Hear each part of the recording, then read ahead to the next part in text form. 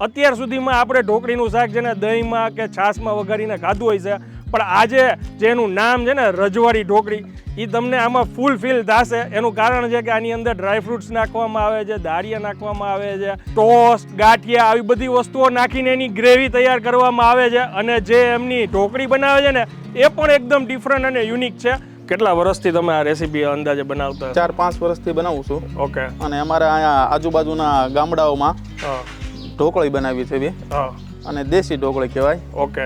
ઢોકળી બનાવવા માટે પહેલા ચણાનો લોટ લઈ લીધો છે, હવે પછી કોથમરી, હવે પછી કાંદા, પછી ટમેટા, આખો આવી રીતના લોટ તૈયાર કરવાનો છે એમ ને ઢોકળી માટે? હા.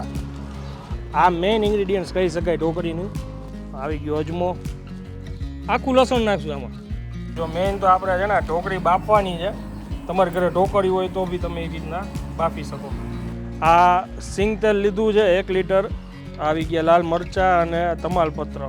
કાશ્મીરી મરચું, તીખું નાખવું હોય, તીખું ખાતા હોય તો તીખું નાખીએ કે થોડીક અમથી લીલવા દ્રાક્ષ નાખવાની છે, કિસમિસ. હા. ચાલો હવે આપણે ઉમેરવાની છે એમાં ઢોકળી.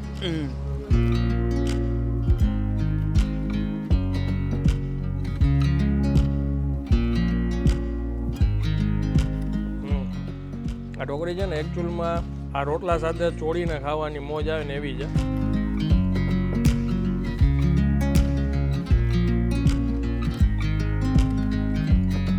તો ફરી એકવાર તમારા માટે એક નવી રેસીપી લઈને આવી ગયા છીએ, ને આજની રેસીપી ગેરંટી સાથે કહું છું કે અત્યાર સુધી તમે કોઈ જ નહીં જોઈ હોય અને સૌની ગુજરાતીની આ રેસીપી પ્રિય છે.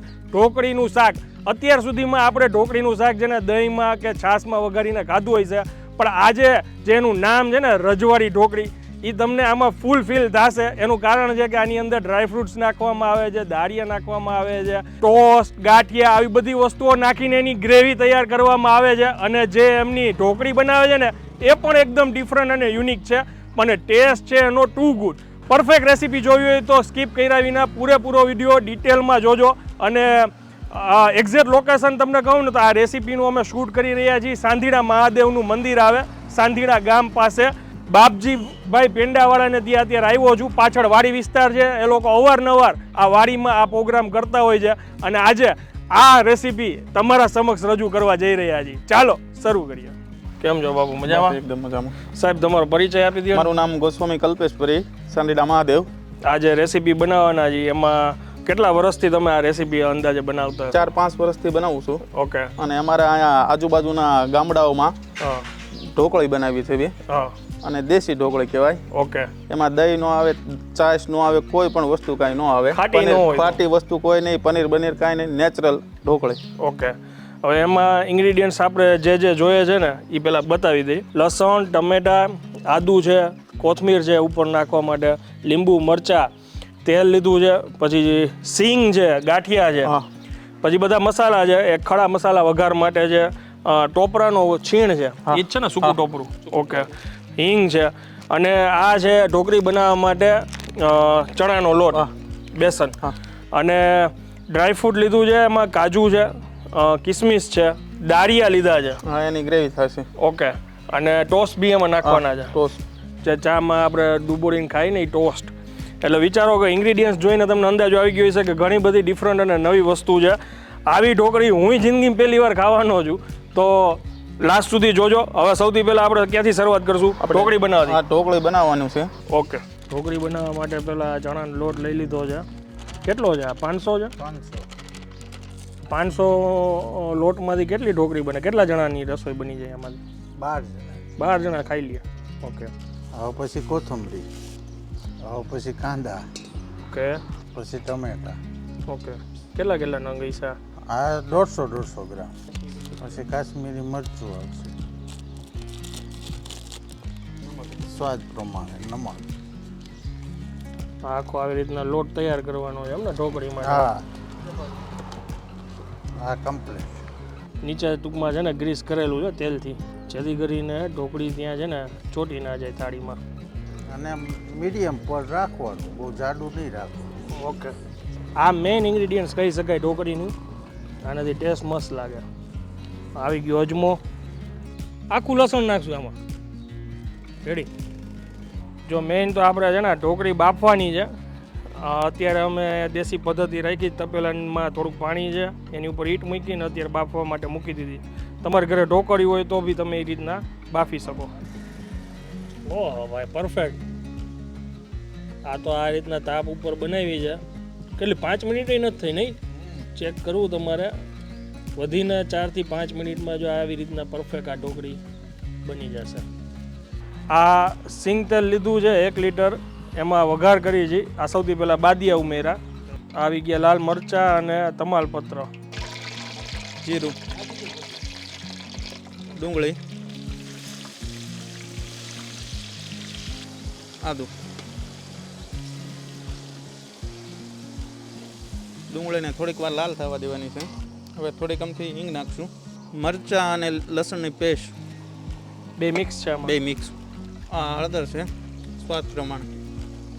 થોડીક કોથમરી, ટમેટા, થોડોક કમતો ગોળ નાખવો પડશે સ્વાદ પ્રમાણે. કાશ્મીરી મરચું, તીખું નાખવું હોય તીખું ખાતા હોય તીખું નાખીએ કે થોડુંક અમથું પાણી એટલે બેસી ન જાય મસાલા. થોડીક અમથી લીલવા દ્રાક્ષ નાખવાની છે, કિસમિસ. હા. ચાલો હવે આપણે ઉમેરવાની છે એમાં ઢોકળી.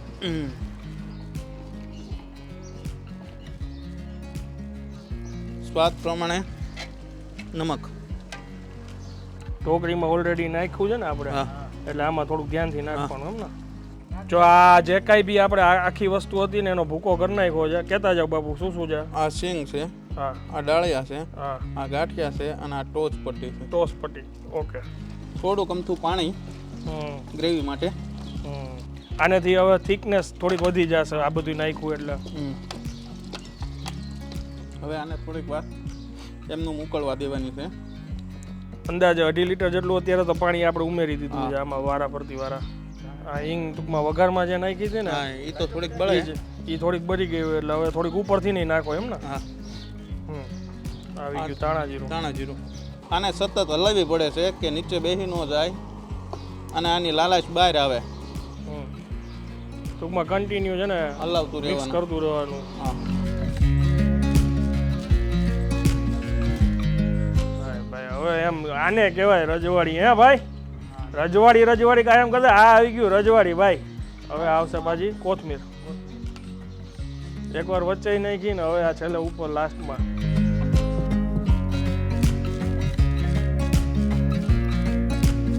જમાવટ જો ભાઈ, જોતા જ મોઢામાં પાણી આવી જાય ભાઈ. બાજરાનો રોટલો, બાકી રોટલી ભાખરી જેની યારે તમારે ખાવું હોય મોજ કરી શકો છો. અમે બાજરાના રોટલા સાથે અત્યારે ભોજન ગ્રહણ કરી છે.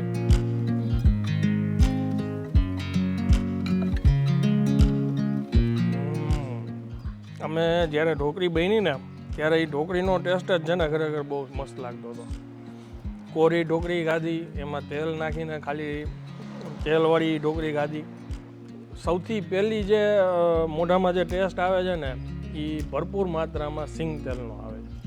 સિંગ તેલ જેને પસંદ હોય સિંગ તેલમાં વઘારજો, બાકી સનફ્લાવરમાં બનાવતા હોય તો સનફ્લાવરમાં બનાવજો. તેલ કોઈ બી લઈ શકો છો. ટેસ્ટ છે ટુ ગુડ. અને ખાટો મીઠો બંને ફ્લેવર એમાં આવે છે. આપણે ઓમે જોયું ગોળાઈ નાખ્યો છે, લીંબુય નાખેલું છે અને ઘણી બધી વસ્તુઓ, મતલબ કે એટલા બધા ઇન્ગ્રીડિયન્ટ્સ નાખ્યા છે ને જે મેં અત્યારે ઢોકળીમાં ફર્સ્ટ ટાઈમ આ રીતના આટલા બધા ઇન્ગ્રીડિયન્ટ્સ જોયા છે. હજી આપણે એક બાઈટ લઈ.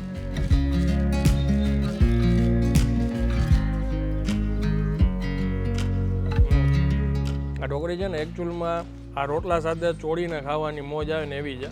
અને ઢોકળીને આપણે ગ્રેવીની અંદર તડકો નાખીને કેટલી વાર પકાવી પણ એટલી સરસ રીતે ઢોકળી પાકી છે કે ગ્રેવીને ઉકાળતા અને એમાં બધી વસ્તુઓ નાખતા અડધો કલાક થઈ જાય પણ ઢોકળીનો એકેય ચૂરો નથી થયો. એ એની બનાવવાની ખાસિયત છે.